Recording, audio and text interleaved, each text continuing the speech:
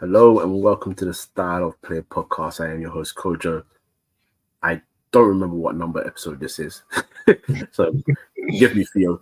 But yes, we are here and excited to talk some ball. So I am, of course, your host, Kojo, and I am joined again by Basil. How you doing, bro? I'm doing good. I mean, we won our first trophy of the season with the Emirates Cup, so on and upwards for Arsenal. I forgot you guys were playing. Who was in the Emirates Cup this year? I have zero idea. All I know is that we play. All I know is that. Love that. You got to run the shameless. I don't even know if there was even more than the two teams. Oh, there's you know, run the shameless, man. It doesn't matter as long as you win in it. That's the main thing. Obviously, getting ready for the season. We are going to talk another Premier League team. It's another preview to another Premier League club, and if you do see the title, it is Leicester Football Club or Leicester City Football Club, I should say correctly. Back in the Premier League champions were in 2024 now. So what? 8 years ago? Yeah, roughly 9 years ago. Yeah. Yeah, but a team with Premier League heritage in general, they were a Premier League side back in the day, got relegated, came back, won the title with players like Kante and Vardy and Mares.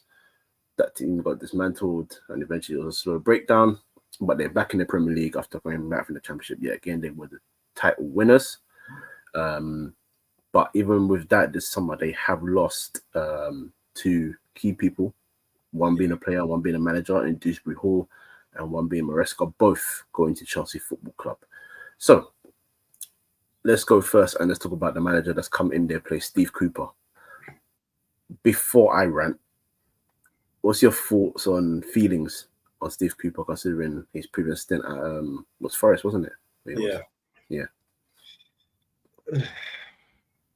Honestly, I don't even hold of you. It's one of those ones that could either backfire majorly or it could work out. I think they really just brought him in to kind of just steady the ship in the Premier League. I think ultimately they brought him in with, and I assume their goals is probably just to kind of stay up, at least just reaffirm themselves back in the Premier League and build from that. So I think ultimately they've gone from someone who's steady and probably someone who maybe might not cost that much, just in case they need to fire him very quickly into the season. Because I think ultimately Maresca's gone. I think if they've gone for maybe a more established name, then it kind of doesn't work out because ultimately I think the owners are aware that we've only just come up and we kind of need to restart again in the Premier League. And I think they've probably gone sensible in that just because they've been in the Premier League and kind of done things and also won trophies in FA Cup not too long ago, doesn't mean they're a shoe in to stay in. So I think probably what he's done is they've probably gone from someone who's just steady, kind of just to steady the ship, keep the players on side and try and survive the drop and then probably build from it. Obviously, I don't think he'll be a long-term manager unless he does absolutely fantastic with Leicester, then they might reconsider that. Yeah. I think they've gone down that route rather than kind of going down maybe a more established name. It doesn't work out because it's a new promoted team coming in battling with regulars. And then obviously having to sack that manager, and then obviously it costing a lot of money. That was my thinking when this appointment came about. And it's the only, for me, it's only way I could kind of rationalize it personally. Well, I hear the studying the ship thing. My thing is, I just don't know if he's the man to do it. Look, I know, well, not first. This is what their third year. So if I'm correct, he survived the first season. Yeah. And then the second season, obviously, it faltered a little bit. He got replaced by Nuno Santo. And Santo obviously managed to keep them up in the Premier League and keep them safe. But I think we're getting to that dangerous section where we used to have a crop of managers that would not be able to push their team any further than maybe 14th, 15th. And, you'd be sure to say they'd have about 2 or 3 relegations on their name. I'm not trying to say that that's Steve Cooper's future. He could come and Leicester could have a good season. They could finish about 11th, 12th, and then he could maybe have a good summer. You never know how football goes, but he doesn't convince me as a manager of a club that maybe wants to be ambitious. And I think I know why. I think I know why, Kojo, and it's you can kind of say for some managers, kind of a curse of the championship. I think what it is there's a big, not a big gulf. There's a gulf between how you tactically prepare in the Premier League and how you tactically prepare in the Championship. And ultimately, what I find is that managers who do well in the Championship don't adapt as soon as they come to the Premier League. In terms of you kind of have to tweak things or kind of have different ideas than maybe what you're used to in the Championship, because it's a different kettle of fish in the Premier League. And the Premier League really separates the elite from everyone else, because you kind of see how managers kind of try to think out the box or think differently or approach games think differently. When you have managers like Steve Cooper, one of them, Vincent Kompany was one of them in a way, in terms of they're so narrow-minded in their thinking, or so narrow-minded in the way they approach games. They get found out very, very easily in the Premier League. And especially when you're dealing with players who maybe are not of the same quality as other players in the Premier, as maybe other players who are established, who are at more established clubs. You kind of need to have different ideas and find ways as to, okay, I want to kind of implement this style, or not this style, or this approach in the game. How do I then effectively communicate that to my players? And I think sometimes it boils down to a few things that I think managers don't do anymore. And this is why, like, even if you go back and watch things like Mourinho and the education he had, like through under Barcelona, Bobby Robson, all the managers he's worked under, and when you look at certain managers and all the managers they worked under, one thing you need to learn is that we're so fixated sometimes on style of play, playing on the front foot, pressing. We forget the key thing is, how do you communicate ideas to players? And I think that's something that the new crop of managers are kind of skipping and always looking to do. Oh, I want to play front foot football. I want to play a passing game, possession game. But you can have all of those ideas. But if you don't know how to get players to buy into your ideas or effectively communicate ideas or have methods as to which these are the instructions I want to deploy, how do I get these players to, one, understand it, and then two, respond to it on the pitch, on the training ground? And I don't see that from managers anymore, which is why, as you said, we're getting these crop of managers who are probably only good enough for 14th or 15th, because they don't know how to do that with the crop of players that they have or players that come into their clubs. And probably Steve Cooper probably falls into that. Vincent Kompany, for me, definitely falls into that. And, you know, there's a number of managers who come up who kind of fall into that trap. It's all well and good having ideas, but if you don't have the right methods as to how to inspire and convince players, it's not going to work. And then finally, I know I'm rambling, but I'll go back to when Mourinho came into Chelsea. Look how quickly he got those players. A lot of those players were there before Mourinho came. A lot of them players have been there for a while. So Lampard's and Terry's and co. But look how quickly he was able to kind of just switch their mentality, switch the way they see the game, and even get these players to buy into his ideals. And you saw just how successful Chelsea were under him. And also when he had left, how successful those players continue to develop and grow and build them careers. Because first you need to be able to, how do I effectively communicate to the players? How do I effectively get them to buy into my ideas? And you've seen him, he's done it at Real Madrid, he's done it at Inter Milan, and you see players kind of just adapting to his style or a manager's style of play. And I think we're missing that now from the new generation, or not all of them, but a number of managers coming up, which is why we don't see so many great upcoming, whether young or old, but just upcoming managers in the game. Yeah, and this is where I worry and about that certain crop, because again, like as you mentioned, the funny thing about football is, we all know in every walk of life, not everyone is going to have that ability to do what Mourinho could do, or Salzburg could do, or this guy or that guy. We can go on about certain names, but at least what we want is, whilst we're having a competitive league, we want to make sure or hope that the manager that comes into some of these clubs, especially when they're promoted, have a bit of, I don't know, something different about them to help push those messages forward to the players and let them buy into it. Now, I think Leicester have a determined squad. I think they have a couple of players, especially with good experience, who can also help pass on those messages, especially keeping someone like Jimmy Vardy. That's very important. That's going to help Steve Cooper in the big time. My concern, and it's a gift and a curse. Now, I'm someone who always has screamed about having the ability to have a plan A, a plan B, a plan C, a plan D, right? But there's a bit of an issue I have with Steve Cooper here, and hear me out. So I decided to check out his round of games last year. He lasted up to, let's say, game week 17, if you would, if you want to call it that, right? Of being Nottingham Forest manager last season. He played, if I get it correct, 1, 2, 3, 4, 5, 6, 7 different formations last year. I don't know how he survived with that.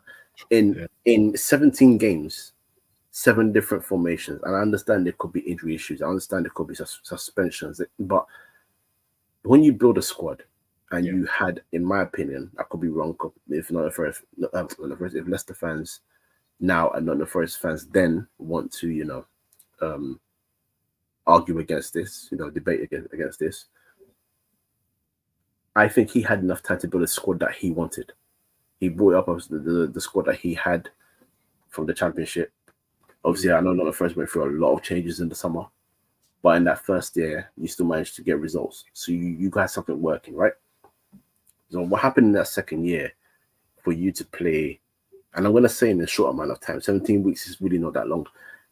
In 17 weeks to play 7 different formations, which require, I'm sure, different approaches, which require different instructions for players. Yeah. If he does that with Leicester, now, whether you're the best team in the world, can everyone on stream just realize what has happened here?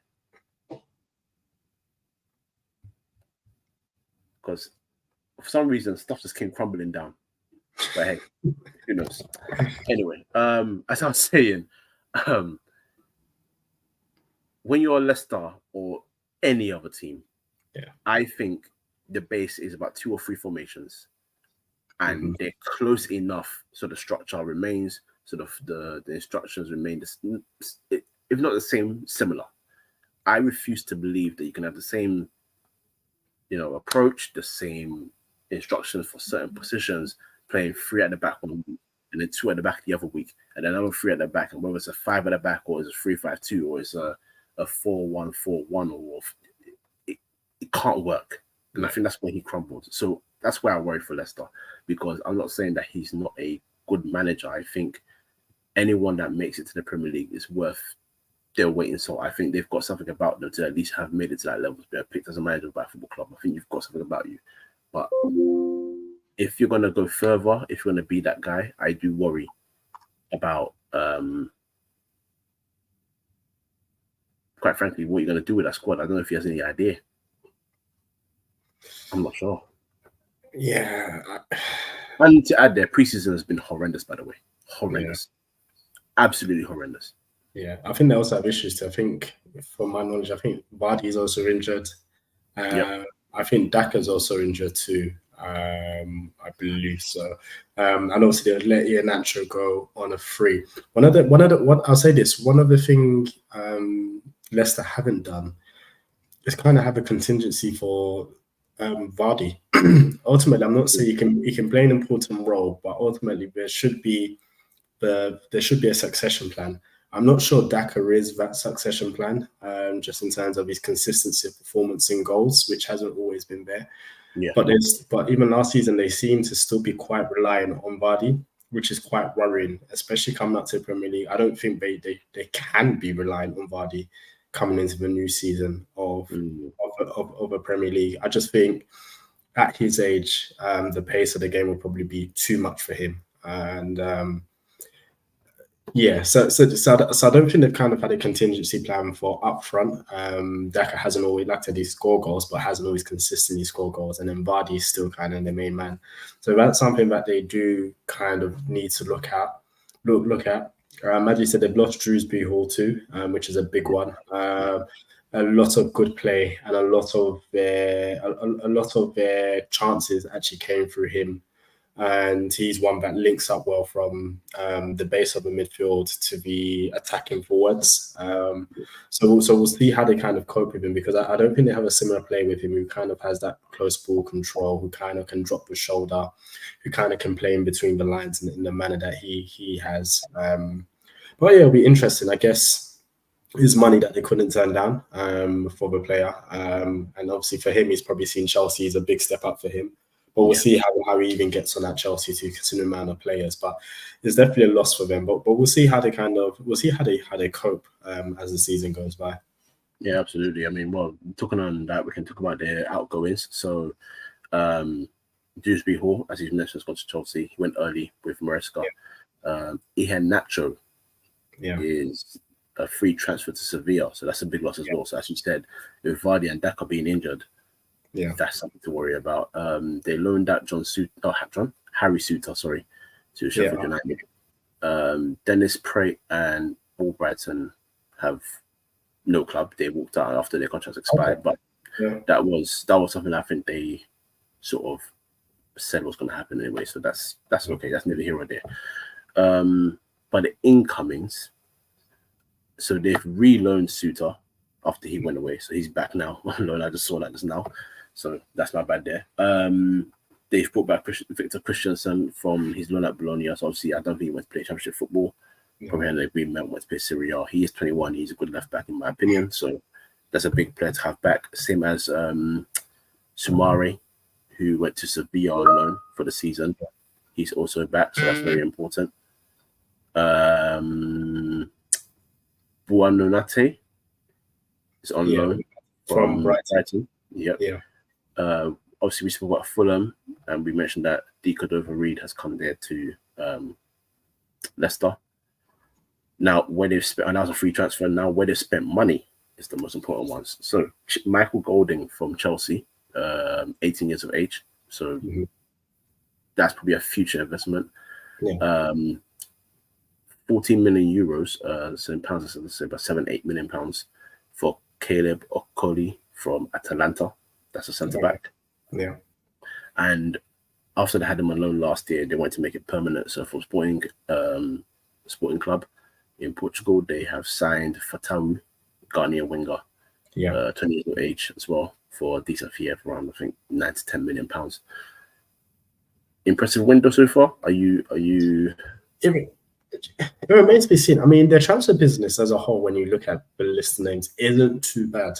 I guess it's how they gel together, because they do have quite young players, and it just remains to be seen as to how these players adapt, how quickly they're able to kind of show their ability and show their prospects, and how quickly they're able to kind of gel into the team. I mean, it's decent. I think it's a decent window that they've had. I think they've kind of bought players. They brought in players with some experience. They brought in mixed it with a few talented players. And they're probably thinking both stability in the short term and also long term. That, if we can get these young players going, then obviously we have kind of a good base for us to work with. Because I know the Fatma, the Ghanaian player that you mentioned, is it Fatma, as you said? Fatau. Yeah, he did well for them last season. So no surprise, kind of made that permanent. Bobby Dekov. Yeah. I always mess up pronouncing his name. He'll be a good one. He's got good experience, and I think he's a good player, a good winger. So I think he should be able to kind of hit the ground running at Leicester. I mean, the rest is we'll see just how well their talent kind of bodes well in Leicester. I don't think it's a bad win. I think it's a good window, but it's just like I said, it's how the manager is, whether they have the right manager to kind of work with these players and get them playing. That's the thing. Yeah, exactly. So this is where my struggle is, and I think there's a lot of not expectation, but rather what I was saying about Fulham and sort of bringing in young players, 20 years old, 18 years old, even 22. Look, and people will say, 22, you should be, certified. For me, I've got a lot of patience for guys that are under 23 years old. I've got a lot of time. I think we've got a bit. For me, it's more under 24, to be honest. For me, I start to worry when you hit 25 onwards, and then you're not really showing the ability. But generally, for me, if it's same as you, I have time for people under 24, because I think from 24 onwards, you can start to realize your potential and kind of kick on from there. Yeah, exactly. Because I think, for me, I mean, he's not the best example. I'm sure there are better examples, like, for example, Ian Wright, but I want to use this example anyway. when Jesse Lingard was coming through the ranks, Cyrus Ferguson did tell the club that this guy won't be ready until he's about 24, 25. And he had been going on so many loans. People thought, why are we keeping this guy? But you saw around that age is when he burst through into this team and had a good run. So it wasn't about, he's going to become a great player, but it's about that's when he's going to maximize his potential. Wherever level is going to be. Yeah, exactly. He's going to be a squad player. And he was, he played his part for United. And that's why I feel like we need to have patience with a lot of these players. I'm hoping, actually, not even hoping, I know a club like Leicester will have time for the young players like Fatawu, like Goldin, like Okoli to, apply their trade. They were looking towards Dr. Doveri to, 100%, because when you look at what Leicester have done in the past, when they win the Premier, look at some of the young players that they brought through, like Kante. I'm not saying he was the youngest, but they brought in these players, giving them time. Mares, they brought him. There was another one, I've forgotten. He was a left wing guy. He looked decent, but I don't know what happened. Completely disappeared from him. I've forgotten his name now.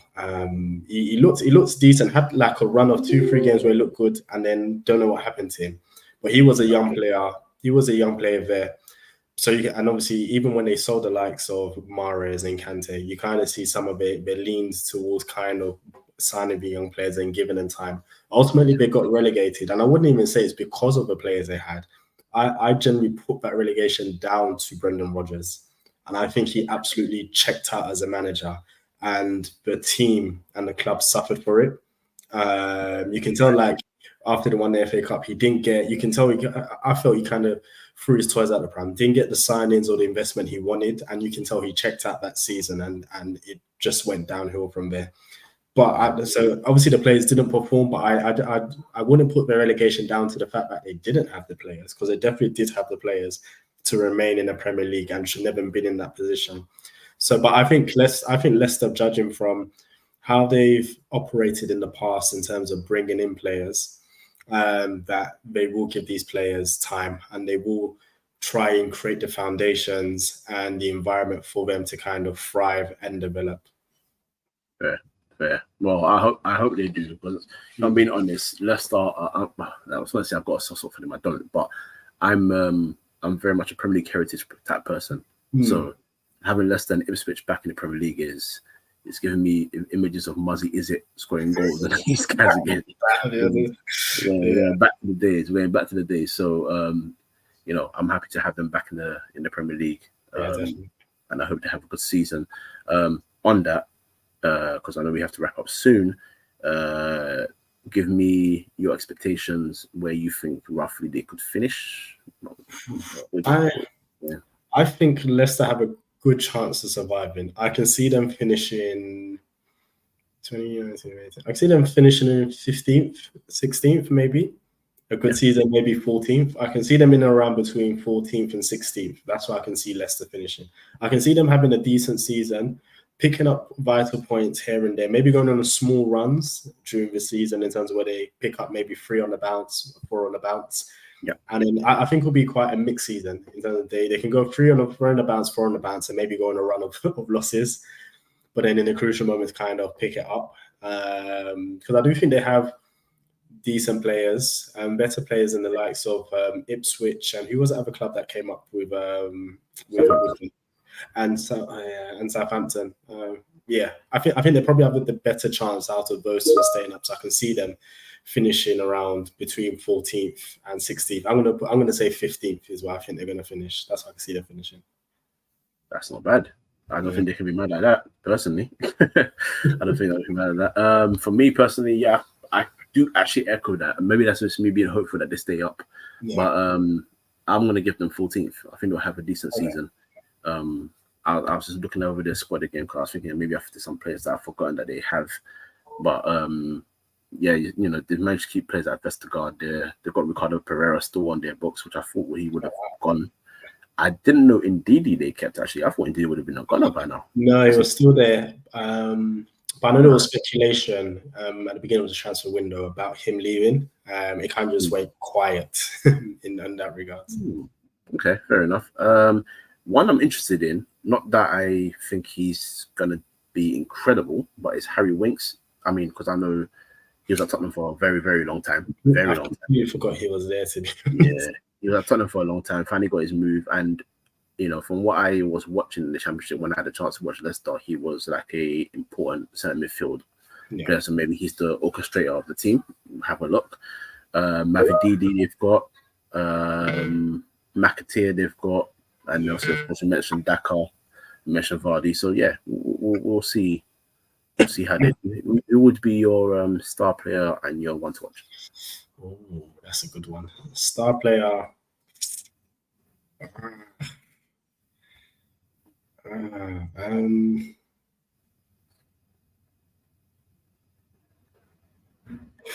Oh, that's a tough one. It's a tough one, isn't it? It's a tough one. Tough one. I will probably go just from experience and just because I think he looked decent for Fulham, and obviously he's been playing Premier League for years. The star player probably Bobby Deco-Reed. I think just from the fact that he's been playing well over the last few years in the Premier League, he's contributed a lot to Fulham, and I think his experience will probably count for a lot for Leicester. So I can see him being probably their star player, and a lot of chances being created by him and him chipping with a few goals. So I'll say he's their star player. The one to watch, I think you mentioned, is probably Harry Winks. And the reason why I say that is because for a long time when he was young, people were talking about him, even him being like the one Tottenham need to integrate into the team, kind of the next thing. I was even talking, I remember the likes of Jamie O'Hara and co were talking about him being in the England squad, kind of the midfielder that they need. And it never really worked out for him at Spurs. I thought he was never good enough anyway, so I wasn't surprised there. But obviously, he's gone down, he's got his move at Leicester, he's got them up. So it'll be interesting to see how he actually, I think it's one to watch to see how he plays in the Premier League. Now he's getting regular football as a regular starter. Because obviously it's sometimes it's difficult to judge players when they're in and out of a team because it's hard for them to get a rhythm. And so obviously that does count against it. Obviously, I still think he's not good enough, but at the same time, you can argue he wasn't a regular for him to get a good rhythm for us to have a full assessment of him. Obviously now he'll probably be a main man at Leicester. It'll be good to see. It'll be interesting to see just what is his actual level at Leicester. So for me, he'll be one I'll be paying close attention to. And probably the one to watch because obviously he's also come from Tottenham. So he's come from playing at a big club, playing at Champions Leagues, playing at a high level. So he's definitely one to watch to see how can he inspire this Leicester team considering the experience he's had prior to Leicester. Yeah. Oh, you know what I'm going to take away from that is you call Tottenham a big club. So yeah, we'll go with that. Sorry, no. Redact. We need to redact that version. a somewhat pretender of a big club. Let's say that. Oh gosh. Yeah, no, I echo that with Harry Winks. He was my one to watch as well because for me as well, just to add on to that, I think he is very eager to prove that he's a Premier League player. Yeah. I think he needs the season to show that he's that guy for a club around that level. That's even if they're mid-table, as long as they're playing in the Premier League, it's a good level, isn't it? But I think he would see that he didn't have that opportunity at Tottenham, and he's 28, so it's a big one for him. It's a big one for him. My star player will be for Taru. Okay. Oh yeah, he's electric. He's electric. A lot of the good things that went through for them last year went through him. Yeah. And I think, yes, he is young, so I'm hoping that there's not much pressure on him, but I think they're going to look to him to be like the kickstarter for many attacks. To create chances, score goals, and he's a brave player. And clubs like Sporting tend to spawn out players of that ability where they're almost very difficult to defend against. So yeah, I'm intrigued by him. I think I think that'll be the place for him. So we'll see how he goes. I agree with you in regards to that. Yeah. And if he has a good season and Leicester doesn't matter what kind of season they have. If he has a good season, he's going to be wanted by more clubs. So it can even be can be an audition for him. So yeah, we'll see how that goes. But yeah, I think that will be that. Since I know we're both strapped of time. So yeah, for everyone that's been watching, Thank you for watching, Leicester fans. Please let us know, have your say on your feelings as to what the season is going to be like, or what you think the season is going to be like. Our thoughts and opinions on your managers, your players, transfers, everything else in between. And if you're in the comments, don't forget to let Basil know that he called Tottenham a big club. We're not redacting that. We are continuing with that agenda. Yeah. And I'm going to let him remember that for the rest of the season now. But yeah, many thanks. Don't forget to like, comment, subscribe. Hit that subscribe button. Hit that bell button so you get notifications anytime we're streaming live or we post a video. Much love. I have been your host, Kojo, for today. Peace.